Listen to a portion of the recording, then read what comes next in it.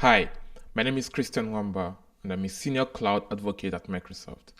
In this video, I'm going to show you how to set up Azure in Visual Studio Code for deployment. The first thing you want to do is to sign into your Azure account through Visual Studio Code.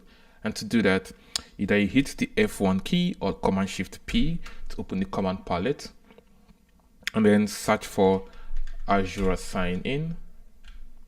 Once you hit enter on Azure Sign In, you'll be redirected to